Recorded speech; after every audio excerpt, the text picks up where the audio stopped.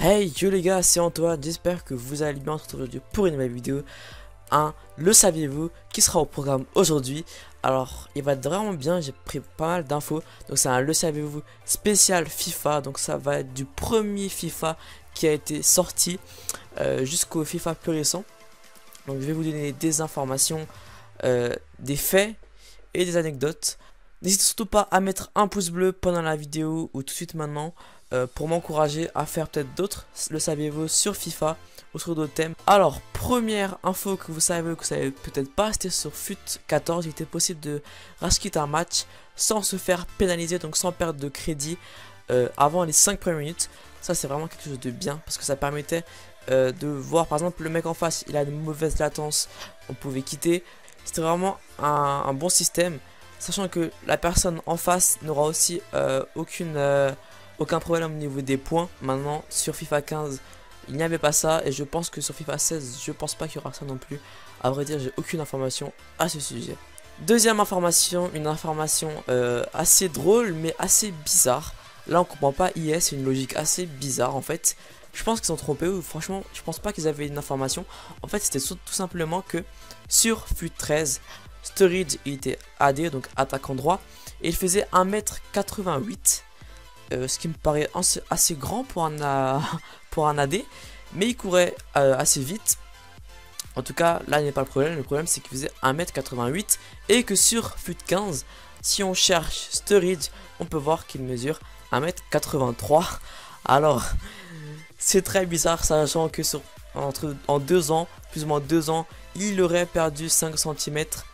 Alors je sais pas ce qu'a fait EA, mais en tout cas sur ce point là ils ont merdé. Alors sur FIFA 9 EA a rajouté un DLC payant, étant sûr de leur coût en fait sur le mode FUT. Ils ont rajouté un DLC payant sur le mode FUT qui était à 15 €. Donc en fait il me semble que c'était en 2009 que le mode FUT a commencé et ils se sont dit bon ça va être un carton, quitte à rajouter un DLC payant à 15 €. Sauf que certes le mode FUT a bien marché. Le problème c'était que en fait quasiment personne n'a acheté le DLC. Du coup FIFA avait bien le seum sur ce coup là. En tout cas pas FIFA mais EA Sport. Et depuis il n'y a plus de DLC sur FUT.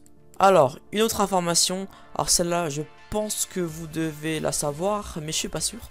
C'est que ce n'est pas EA Sport qui choisit les équipes de la semaine. Ils préfèrent que les grands journaux sportifs le fassent. Par exemple en France c'est le journal L'équipe. Donc pour vérifier ça c'est tout simple. Vous allez sur le menu FUT et dans l'équipe de la semaine vous verrez qu'en bas il y aura marqué l'équipe.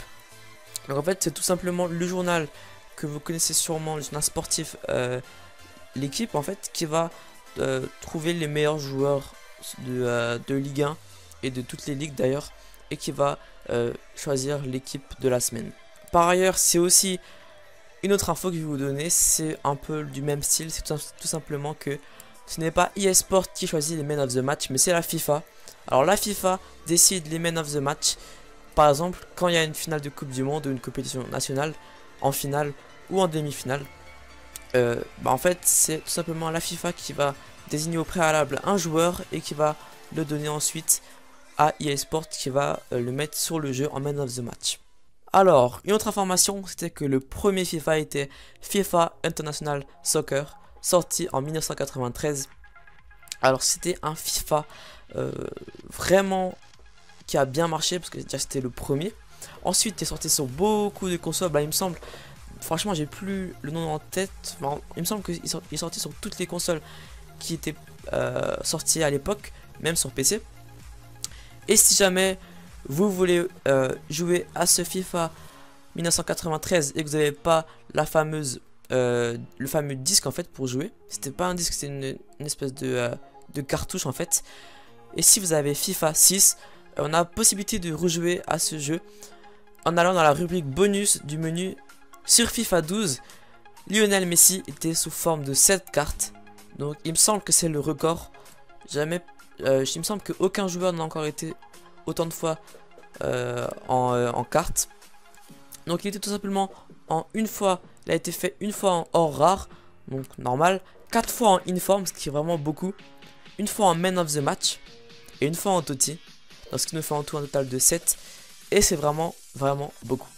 Alors maintenant je vais vous donner des infos sur le jeu FIFA International Soccer, qui est le premier FIFA sorti en 1993. Alors, première information sur ce jeu-là, c'était que le jeu au départ, en fait, n'avait tout simplement aucune licence.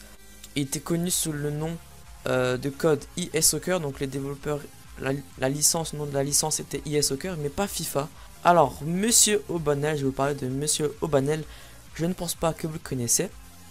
Donc, je vais vous lire un petit paragraphe qui parle de lui, ça va être vraiment très drôle, je pense que ça va vous intéresser.